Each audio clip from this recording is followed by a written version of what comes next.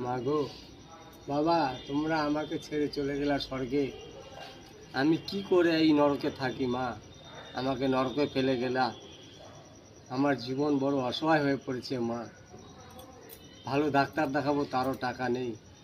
জামা কাপড়ের অবস্থা দেখো মা, যে কিনবো তারও পয়সা নেই। কি করে দুবেলা দুমুঠো ভালো খাবো মা, তাও খেতে পাচ্ছি না বাচ্চা কাচ্চা নিয়ে। মা গো, তুমি একটা পথ দেখাও, আর নাহলে কিছু উপায় বলে দাও মা, যাতে আমি ভালো থাকতে পারি।